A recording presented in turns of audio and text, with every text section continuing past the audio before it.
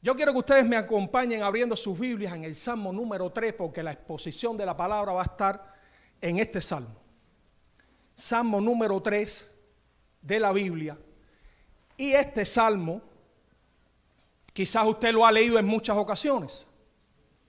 Pero el hecho de que usted lo haya leído en innumerables ocasiones no quiere decir que tenga una enseñanza nueva, porque la palabra de Dios dice que es viva.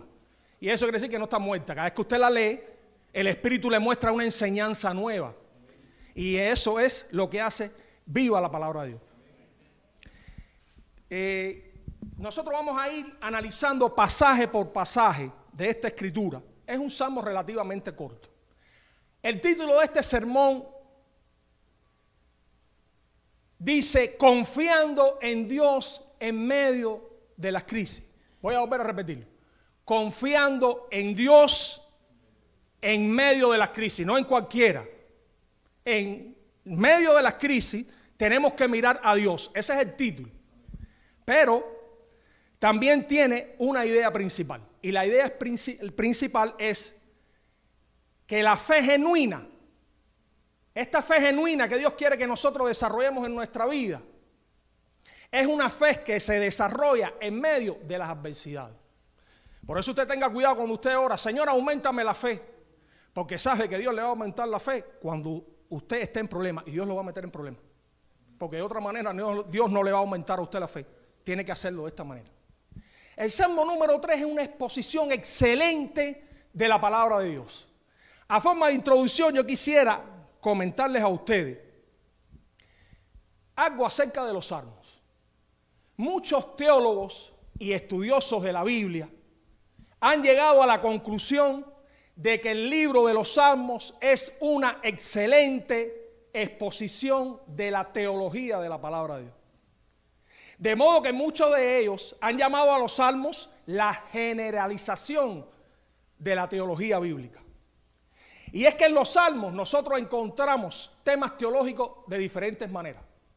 Encontramos el pecado, encontramos el juicio de Dios sobre la humanidad, quiera la humanidad o no, hay un juicio. Encontramos la misericordia de Dios, encontramos la providencia de Dios en medio de todo lo que estamos pasando, y también encontramos la esperanza mesiánica, esa que tenemos nosotros, de que a pesar que el mundo se esté cayendo, el Señor Jesucristo está con nosotros y viene por nosotros. En todos ellos hay muchas ideas principales, pero hay tres que sobresalen. La primera de las ideas que los salmistas o que aquellos que escribieron los salmos quiere presentar es que Dios, Él es el centro de todo. Dios tiene que ser el centro de todo, y de hecho lo es. Dios es el centro del universo, de la creación. Dios es el centro del espacio exterior, de lo que está fuera de este mundo. Dios es el dueño de todo, inclusive de nuestra vida. Por eso la Biblia dice: bienaventurado el varón que teme a Jehová y medita en su palabra. Y es que cuando la Biblia dice esto, nos está indicando a nosotros que no podemos rendirle homenaje a los hombres. ¿Saben por qué? Porque los hombres tienen caracteres diferentes. Son inconstantes. Hoy amanecen de una manera y mañana amanezco de otra.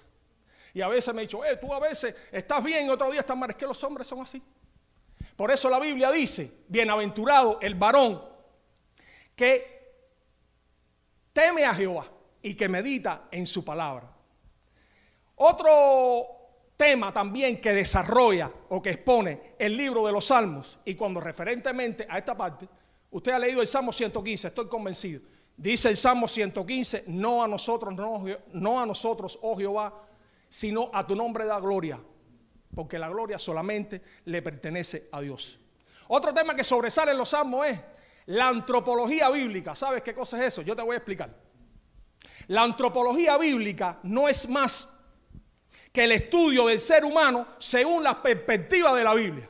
O sea, el origen del hombre, la naturaleza del hombre, la caída del hombre y la redención del hombre. Hay otro tema también que la Biblia habla, y habla en los Salmos, es la condición de aquellos que no tienen a Dios en su corazón. El egocentrismo que tienen. Tienen posesiones materiales y se creen los dueños del mundo. Muchos, como dice el Salmo, Dios, se amotinan y están tratando de contender contra Dios y contra su ungido. Y dice que Dios mira del cielo y se ríe de ellos. Tengan cuidado. Y es una advertencia. Pero los salmos hablan de todas estas cosas. Por eso, mis amados hermanos, otro tema que exponen los salmos es la oración. Y este salmo es una oración. Este salmo es una súplica. Y el pastor también pone en los boletos un resumen del sermón. Este sermón es una súplica de David. Pero esta súplica no es por gusto. ¿Saben por qué? Porque si nosotros no suplicamos cuando estamos en circunstancias adversas, estamos mal. Y David hizo una súplica delante de la presencia de Dios, con toda la fuerza de su corazón. Y en una circunstancia que vamos a ver aquí, una circunstancia que muchas veces nosotros decimos, oh, wow, ¿y quiénes son los que están actuando en esta circunstancia? Analizando un poquito el contexto histórico, yo voy a resumir rápido, no quiero robarle mucho tiempo, estimados hermanos. El tema del Salmo 3 se centra en la rebelión de Absalón, que era uno de sus hijos, contra David, su padre. ¿Qué problema es? Dice, oh, wow. De hecho, si usted lee el título de este Salmo, ¿cómo dice el título de este Salmo? Arriba. Fíjese ahí.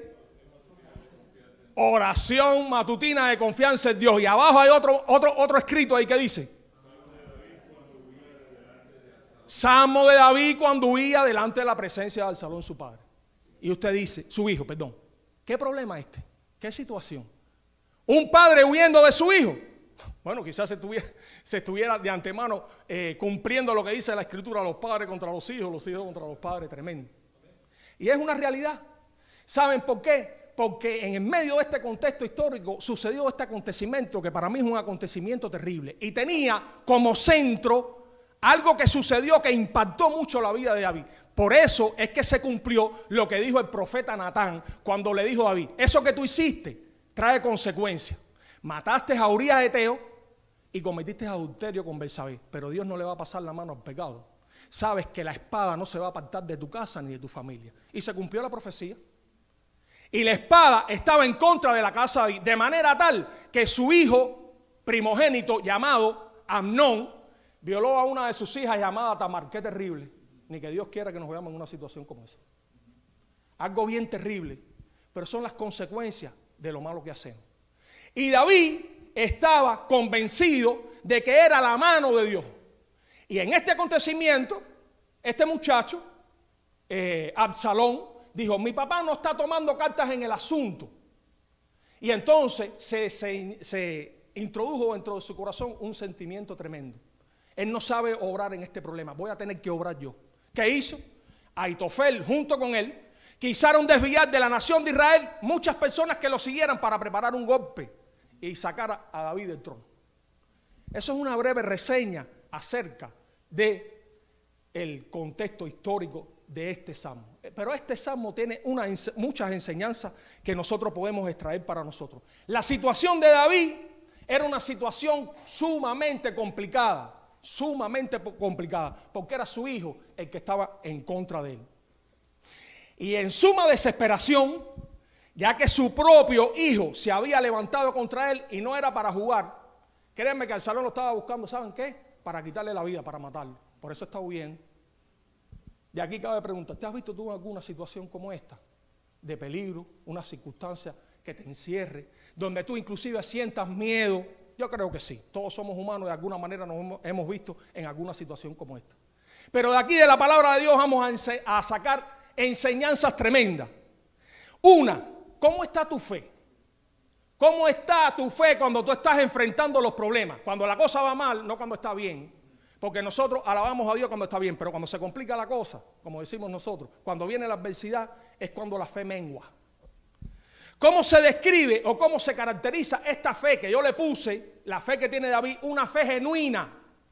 Es una fe que no se echa abajo a pesar de lo que está atravesando.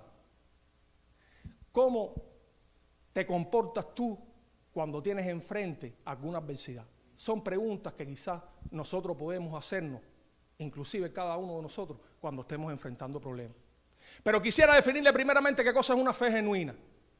Una fe genuina, escuchen bien, es una relación personal y profunda con Dios. No es cualquier cosa. Y David, a pesar de todo lo que cometió, él tenía una relación profunda y personal con Dios. Basada en tres cosas: en la confianza, el amor que Dios nos tiene, Porque si Dios fuera a tener en cuenta todo lo malo que hacemos, créanme que nosotros no estuviéramos aquí, ninguno de nosotros parados. Estuviéramos derechitos caminando al infierno, al lugar de condenación. Pero Dios no es así. El amor de Dios está por encima de todas las cosas, aun cuando hacemos lo malo. La fe, el amor, la confianza, pero por sobre todas las cosas es una manifestación que también da fruto. Una fe genuina da fruto. Y la fe que tenía David es una fe genuina, porque llevaba muchísimo fruto. A modo de introducción, estimados hermanos, después de haber definido qué cosa es una fe genuina, nosotros vamos a ver 3 puntos que yo quisiera que ustedes los aplicaran a su vida, que David lo plasmó en este salmo y que va a ser de mucha bendición para nosotros. Primero, sería bueno preguntarnos, ¿es posible desarrollar una fe genuina en medio de las circunstancias? Usted se pregunta a usted mismo, no responda, que su mente, que Dios le hable. Primero, una fe genuina se mantiene firme en Dios a pesar de la adversidad que tú estés pasando. Eso lo hace una fe genuina. Eso lo hizo David. ¿Y será posible esto para nosotros como seres humanos? Es posible que si tú estás pasando una situación difícil, es posible estar firme. Escuché un testimonio de alguien que me decía, mi esposa está embarazada, pero cuando se hizo el scan, el niño trae problemas, Irán. Se le aguaron los ojos. Tiene un problema en una manito, no le crecen todos los dedos, según los médicos están viendo. ¿Será posible que nosotros podamos tener fe en una circunstancia como esta? En lo que Dios hace. Eso es lo que hizo transferible David. Primero, sí es posible que tú puedas tener una fe, que tú puedas tener, estimado hermano, una fe, pero no cualquier fe, una fe genuina en medio de las circunstancias. ¿Sabes por qué?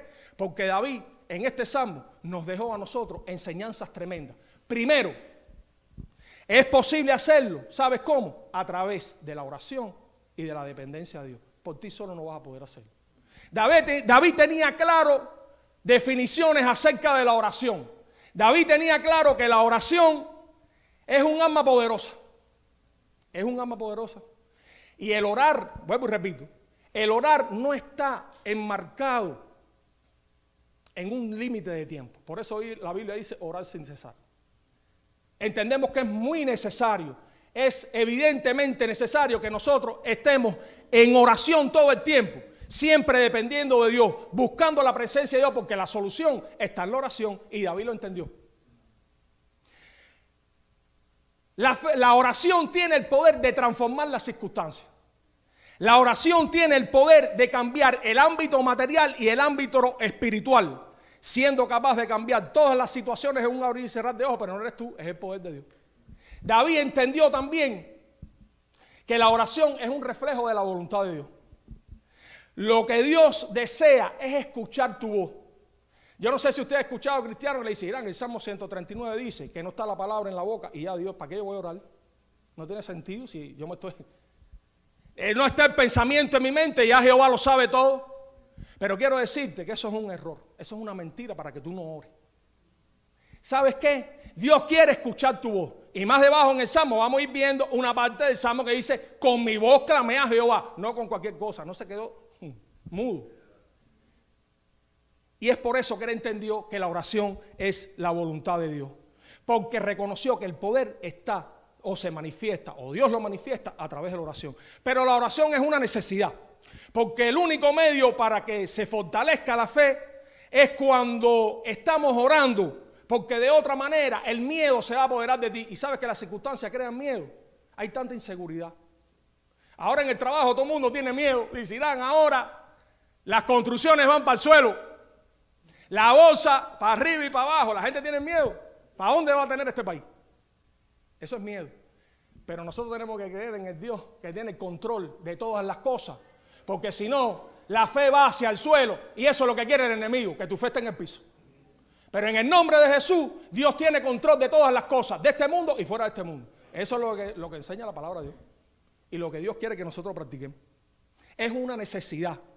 Estimados hermanos, es el único canal que puede dar la sabiduría que viene de Dios. A veces actuamos sin sabiduría porque no oramos. El Señor no te da la sabiduría porque tú no se la pides. Señor, dame sabiduría. Oye, Salomón, tremendo. Señor, dame sabiduría porque estas personas son difíciles de controlar. Pídele sabiduría a Dios a la hora de solucionar tu problema. Y la única manera de obtener la intervención de Dios es a través de la oración, trayendo bendición por medio de los problemas. La única manera es la oración. El idioma español, yo siempre he dicho que a mí me gusta mucho. Bueno, yo hablo español nada más. Yo hablo un inglés ahí medio revuelto, como decimos nosotros. Yo no hablo inglés fluido. Pero el idioma español me gusta mucho. Si usted presta atención, hay un signo que se utiliza en el primer versículo de este salmo. Miren ahí, busquen ahí el Salmo tercero. El signo de exclamación. Pero el signo de exclamación se utiliza en el español para encerrar expresiones internas en el alma, como emociones, preocupaciones, tensiones. Y David no estaba exento de eso. Por eso David comienza diciendo, oh Jehová, entre signos de admiración, cuánto se han multiplicado mis adversarios. Cuánto se han multiplicado mis adversarios. Pero ¿sabes qué cosa es la adversidad? Una cosa son los adversarios, otra cosa es la adversidad. Vamos a hablar de la adversidad. La adversidad es una situación difícil, desafiante, la cual causa sufrimiento, preocupación, tensión y puede ser preferentemente un efecto negativo que impacte tu vida, la pérdida de un ser querido, un accidente, cualquier cosa que impacta tu vida. Pero en medio de toda esa adversidad, Dios es el que tiene el control de todas estas cosas. Como seres humanos, ninguno de nosotros estamos exentos de la adversidad. Hay de hecho diferentes tipos de adversidad. Y yo te voy a mencionar por arribita algunas. Nosotros tenemos adversidad en la vida secular, ¿verdad o mentira? Sí. Hay que orar porque ahora lo que está sucediendo en este país es terrible. Hay muchos hermanos que están con nosotros que tenemos que apoyarlo en oración. Conmigo trabaja un muchacho, valga la redundancia, venezolano, Angelito. Me dice, no dejes de orar por mí. Tengo miedo. Porque los hombres dicen una cosa hoy y otra mañana. Y dice la Biblia, maldito el hombre que confía en el hombre. Y muchos de nosotros pusimos la esperanza de un hombre pensando que iba a ayudar. Por eso la Biblia no se equivoca. Terrible. La esperanza tiene que estar en Dios. Porque Dios es el que toca los corazones, el que cambia las leyes, el que quita rey y pone rey. Ese es Dios, no los hombres. Tenemos que orar los unos por los otros. Tenemos que orar por nuestros hermanos, por los venezolanos que hay aquí, por los nicaragüenses, por los cubanos, por todos. Tenemos que orar los unos por los otros. ¿Saben por qué? Porque somos una familia. Porque somos el pueblo de Dios y el pueblo de Dios es el más lindo que existe en este mundo. Tenemos hermanos en China, en Japón, en cualquier lado. Que Dios bendiga a cada uno de nosotros, mis hermanos. Necesitamos apoyarnos en oración. Es terrible, pero es una necesidad. Dice, oh Jehová, cuánto se han multiplicado mis adversarios. Les estaba diciendo que en la vida secular hay adversidades de todo tipo, familiar. Hay adversidades en el matrimonio. Hay adversidades por hacer la voluntad de Dios. En esta semana nos pusieron cara en el trabajo porque yo tengo un supervisor que eres cristiano también. A veces nos ponemos a hablar de la palabra porque tenemos que hablar de la palabra. Y entonces tú ves las personas que no tienen a Dios en su corazón ese día. A veces no hace falta decir muchas palabras. Hacen así. Cuando hacen así, a buen interpretar, con pocas palabras.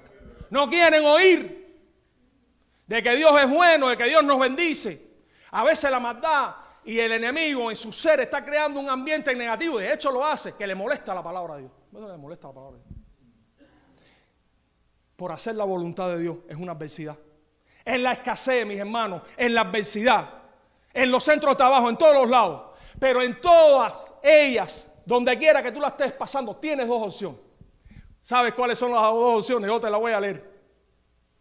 Una, agarrarte de Dios y depender de Dios, porque Dios tiene el control de todas las cosas, o apartarte de Dios y darle la voluntad a Satanás. ¿Cuál vas a hacer? Por lógica, ¿verdad? Vamos a agarrarnos de Dios. Y eso fue lo que hizo el rey David.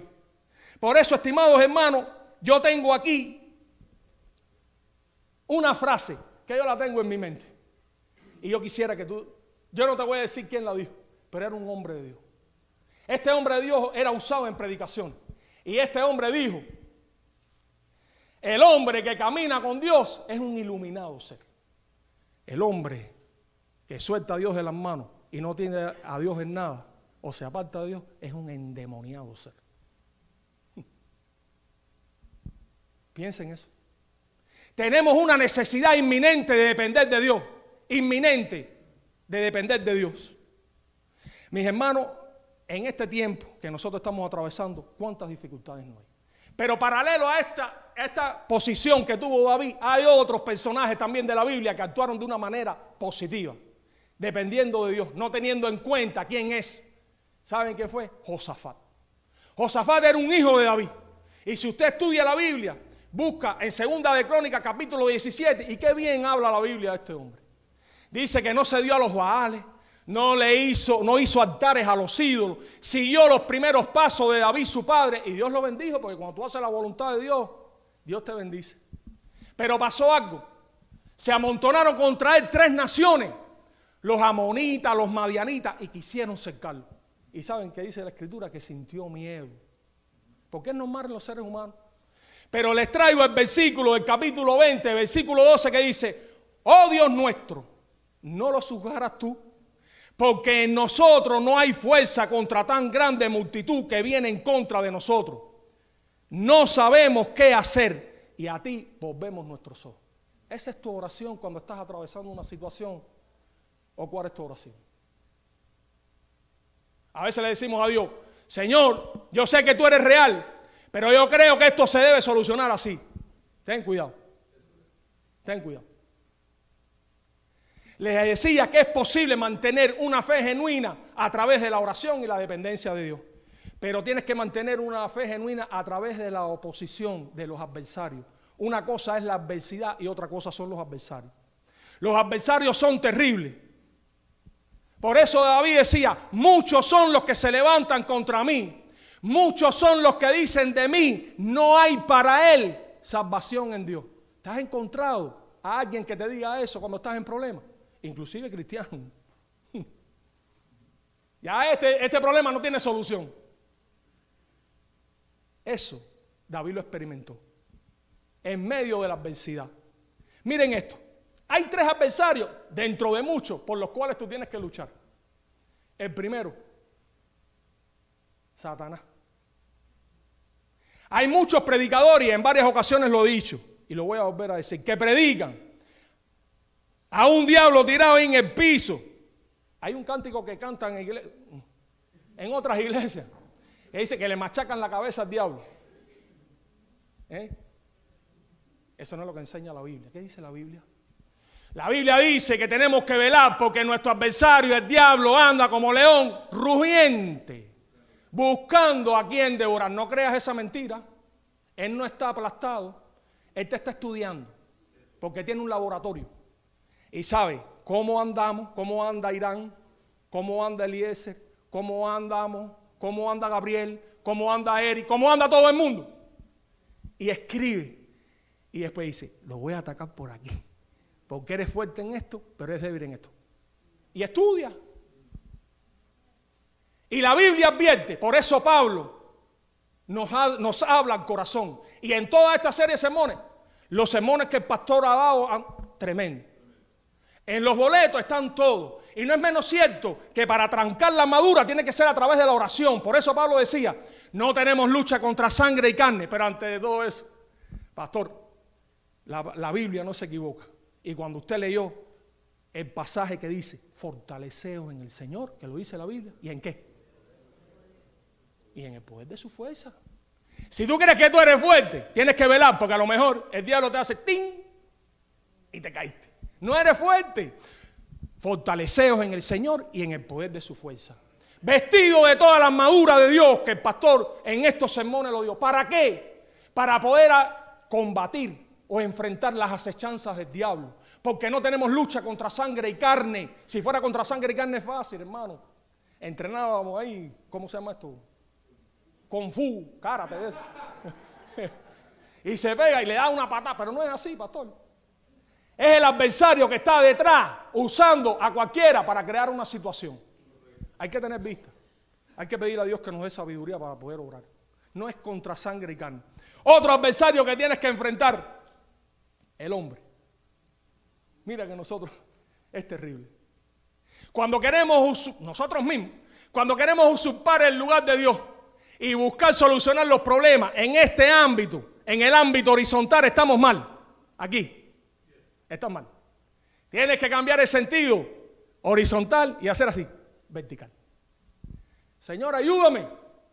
Lo que estoy pasando es terrible. Necesito que me socorra, Señor, porque la única solución está en ti. Cuando sacamos la vista de Dios y la ponemos en lo que no tiene que ver con Dios, vamos a recorrer las consecuencias.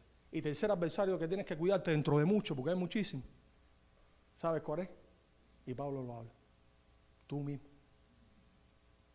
Tú mismo. Y a veces nosotros le echamos las culpas al diablo. Y el diablo dice, pero esta gente me echa la culpa a mí de todo. Pero yo no cojo a nadie por el cuello y le digo, oye, haz mi voluntad. No, él no obra así. Dice que de hecho ninguno es tentado de parte de Dios. Uno es tentado cuando por su propia concupiscencia es seducido y atraído. Eso dice la Escritura. Así que no le vamos a echar las culpas al diablo. Nosotros mismos. Por eso cuando le decía a Timoteo, cuídate de ti mismo, le estaba hablando mucho más allá acerca de la doctrina, porque no es fácil. Pero se estaba refiriendo también a nuestro testimonio, a nuestra manera de vivir. Hay que tener cuidado. Porque la gente no sabe mucho de Biblia, pero la gente sí sabe cómo tiene que andar Celaya. O cómo tiene que andar, no sé, nosotros mismos. Porque cuando miramos, decimos, quizás en esta apariencia que nosotros vemos ahí, la tenemos de un hombre 100% cristiano. Pero el que conoce el corazón es Dios. El que conoce el corazón es Dios. Estos tres adversarios, dentro de muchos, pudiéramos poner otros. ¿Sabes que hay otro que arrastra a los cristianos también? El mundo. Pero la Biblia dice, no imitéis al mundo ni las cosas que están en él. ¿Por qué? Porque los deseos de la carne, los deseos de los ojos y la vanagloria de la vida, oye, tremendas tres cosas, no provienen del Padre, sino del mundo. Y destruyen a los cristianos. Por eso hay que tener cuidado, las falsas doctrinas, tenemos que estar velando, hay que orar por todas las cosas, por el pastor, por todos los ministerios, porque se están entrando dentro de las iglesias doctrinas erradas, doctrinas que crean problemas, inclusive hasta divisiones, y desmembran las bases de la iglesia. Por eso tenemos que orar, mis hermanos. Tienes que mantenerte firme en medio de la adversidad. Una fe genuina también es posible mantenerla solamente por el poder de Dios. Por eso los versículos 3 al 6, vamos a leer el 3, dice el 3. Mas tú, Jehová, eres escudo alrededor de mí, mi gloria y el que levanta mi cabeza. Mas tú, Jehová, eres escudo alrededor de mí, mi gloria y el que levanta mi cabeza. Voy a ubicarme solamente porque tengo muchas cosas escritas aquí, a veces el papel me atormenta. Quiero salirme un poco del papel. En la expresión más tú, porque me tocó de cerca. Cuando David dice, más tú, Jehová, está dando un cambio de sentido en su oración. ¿Saben por qué? Porque anteriormente se estaba centrando en su problema. Decía, Señor, tengo muchas adversidades, tengo muchos adversarios, muchos son los que se levantan contra mí. Muchos son los que dicen de mí, no hay para dar salvación en Dios. Pero cuando dice, más tú, está cambiando el enfoque. Y tú tienes que cambiar el enfoque, yo también. Porque nos enfocamos en el problema. Pero cuando te enfocas en el problema, quiero decirte que estás en problema. Pero cuando te desenfocas como hizo David de tu problema y te enfocas en Dios y le dices, mas tú, Jehová, eres escudo alrededor de mí. El pastor predicó del escudo. Mi gloria y el que levanta mi cabeza. Qué bendición, estimados hermanos, poder decir estas palabras. El versículo 4 dice, con mi voz clamé a Jehová y él me respondió desde su monte santo. Pero tiene que ser con tu voz. No puede ser con otra cosa. Estimados hermanos, una fe genuina es una fe también que en medio de la adversidad tiene paz. Qué difícil es eso. Vamos a leer lo que dice el versículo 5. Miren qué dice el versículo 5. El versículo 5 dice, yo, ¿qué cosa hice? Bueno, vamos por paso. Yo me acosté, ¿qué más, Eliezer? Y dormí, ¿y qué más? Y desperté, ¿por qué? ¡Wow! A veces yo estoy en problemas y me acuesto, pero dormir, ni soñar con eso. Sobre todo cuando nos están atacando. En el sentido, yo no sé si tiene conocimiento, voy a hacer este testimonio a la iglesia. Yo tenía un carro que estaba pago. un Chrysler Town Country. Y donde yo vivo me lo vandalizaron. Me le sacaron el aceite y yo no me di cuenta. Y cuando salí para el trabajo empezó a pitar. Tuve que en la Town Country, en Coney Line Road, perdón, se me quedó sin aceite y perdí el motor. Lo perdí. Señor, te doy gracias. A lo mejor tú me estabas liberando de algo terrible. El Señor lo sabe todo. Pero no me puede quitar el gozo de mi vida cristiana, un carro. Porque el carro, yo perdí otro, no hace mucho, pastor. Pero gracias por la iglesia, porque aunque usted no lo crea, hay personas que están orando por usted. Yo le doy gracias a los que oran por todos nosotros. Agradecido. Porque iba para el trabajo y me dieron un golpe por el lado y perdí el otro carro también. Y lo vamos a perder todo, porque todo lo que pertenece al mundo es este mundo. Pero nosotros que hacemos la voluntad de Dios vamos a permanecer para siempre, hermano. Tenemos que depender de Dios. Por eso, en medio de la adversidad, es posible tener paz. Yo me acosté, dormí y desperté. Ahí está la respuesta. Porque Jehová me sustentaba. ¿Qué clase de palabras las que tiene David? A veces tenemos una definición falsa de lo que es la paz. Para el mundo, ¿qué cosa es la paz? Hacer lo correcto, decir lo correcto, actuar correctamente. Esa es la definición. Pero nosotros sabemos que la verdadera paz, la que creemos nosotros los cristianos, es una cualidad interior que fluye de una relación correcta con Dios. Y esta paz que recibimos de tener esa relación correcta con Dios es fructífera y de bendición para nuestra alma. ¿Cómo se experimenta, cómo estás experimentando tú la paz con Dios? ¿La estás experimentando o estás atormentado? Por ahí me estaban diciendo, creo que era Anita, porque escuché su voz, me estaba diciendo, mi paz os dejo, mi paz os doy. ¿Quién dijo eso? El Señor Jesucristo. Pero no como el mundo la da, porque el mundo da una paz diferente a la que nosotros gozamos y la que tenemos. Pero te voy a definir para que veas qué cosa no es paz.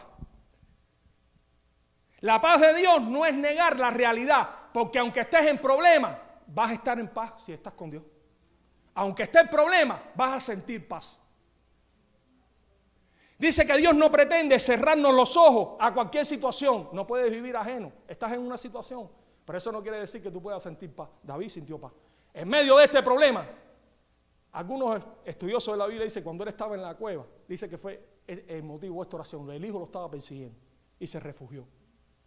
Dice que se acostó, durmió y despertó porque Jehová lo sentó. Una paz terrible, una paz que sobrepasa todo entendimiento. Pero no es cerrar los ojos a la adversidad ni al problema que estás atravesando. Es más bien el poder de Dios obrando si tú tienes fe en el Todopoderoso.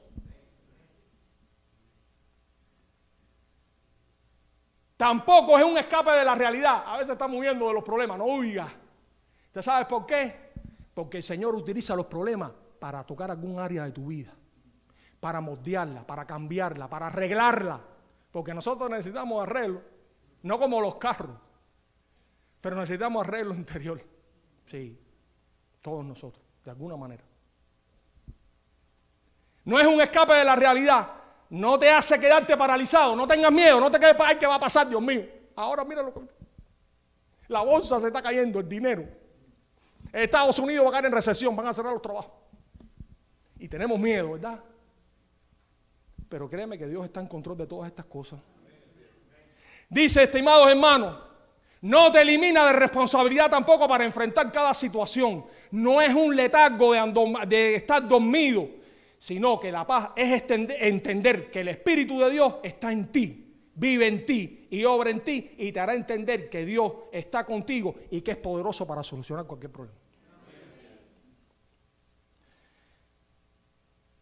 Y por último, una fe genuina le atribuye solamente la salvación a Dios. Por eso el versículo 8 dice, la salvación es ¿de quién? La salvación es de Jehová. Pero quiero decirte que cuando David dice estas palabras, era entendido que Dios es el único que lo puede sacar del problema. Y por eso nosotros entendemos que esto es un gran hombre de Dios que tenía una fe genuina, a pesar de todo lo que haya hecho, de todo lo que haya cometido. Este es un hombre que tenía una fe genuina. Pero entendió que la salvación le pertenece a Dios de los problemas. Pero la salvación también le pertenece a Dios. La salvación que nos interesa a nosotros es la salvación del alma. Por eso estamos orando siempre aquí antes de empezar los cultos y siempre en todos los programas de oración para los que vengan de visita. Aunque así me pasó a mí. Venimos a la iglesia a solucionar problemas. Venimos a la iglesia para que nos den un dinerito. Venimos a la iglesia para ver si están dando merienda allá y vamos a comer. Pero no importa, está bien. Pero también que el Espíritu Santo toque sus corazones. Porque lo más importante es que ellos entiendan que un día se van a morir y que todos nosotros, la vida de nosotros está dependiendo de Dios. Ahora estamos vivos, no sabemos lo que puede pasar cuando salgamos de esta puerta. Y la muerte te puede sorprender. ¿Y qué vas a hacer? Porque ese es el punto en que todos los seres humanos van a estar en equilibrio. Ricos, presidentes, no presidentes. Todos estamos en equilibrio en ese mundo. Te vas a morir. La pregunta y la preocupación de nosotros es esta: ¿dónde los seres humanos pasarán la eternidad? Según la Escritura, los que tienen a Cristo en su corazón en el reino de los cielos, los que no tienen a Cristo en su corazón en un lugar de condenación.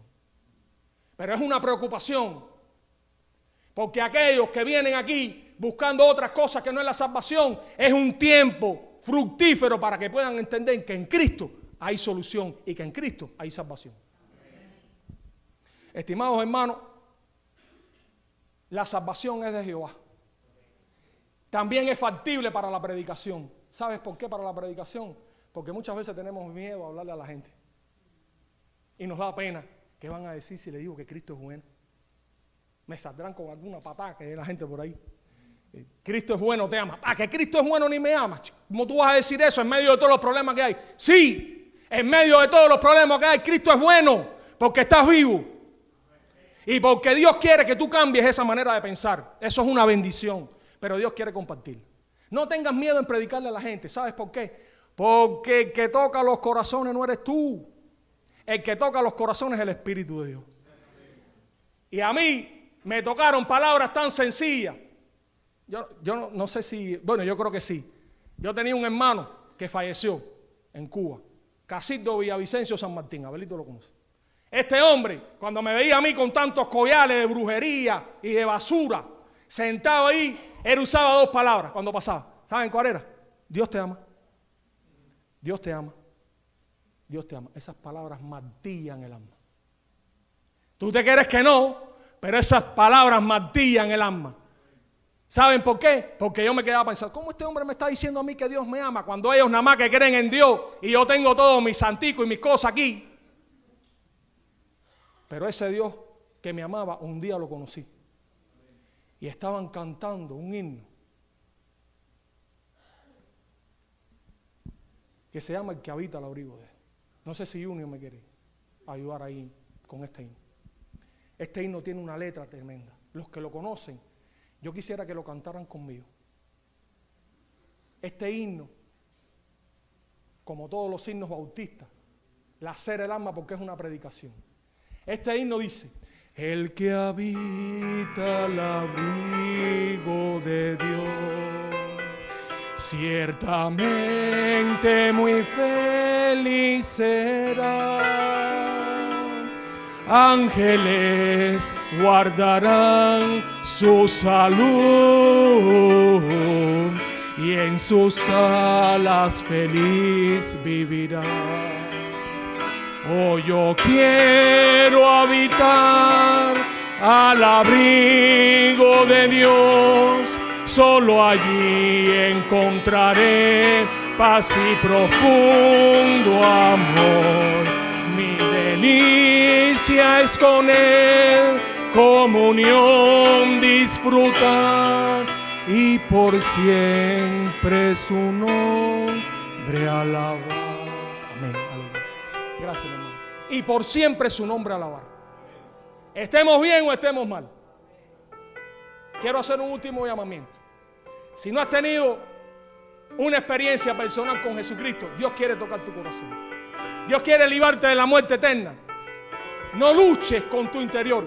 A veces el pastor hace un llamamiento y yo veo que hay almas que quieren levantarse porque se acomplejan. ¿Qué dirá aquel? Que si me ven, olvídate. El Señor está contento con que tú vengas al frente, tanto cuando el pastor hace un llamamiento o cualquier persona o hermano que predique la palabra. Es una lucha, pero créeme que cuando tú vienes aquí tú estás dando testimonio y dice la Biblia que el que me hablare y me afirmare delante de los hombres, yo también le voy a afirmar delante de mi Padre que está en los cielos. Si tú no has tenido esa experiencia, quiero que la tengas. A lo mejor te da pena pasar adelante, pero cuando tú estés en tu casa o en el momento en que Dios ponga en tu corazón, órale a Él y le: Señor, yo quiero que tú entres en mi vida, porque yo no quiero seguir siendo igual, yo quiero cambiar y quiero alcanzar la salvación. Si no la has tenido, quiero que lo tengas. Otro llamamiento: vas a tener problemas, porque Cristo dijo que en este mundo hay adversidades y hay problemas, pero Dios está por encima de los problemas. La victoria la tenemos si confiamos, si le damos el lugar a Dios que le corresponde a Él, si no usurpamos su lugar, y la paz que sobrepasa todo entendimiento va a inundar tu corazón. Vamos a ponernos en pie para terminar hoy.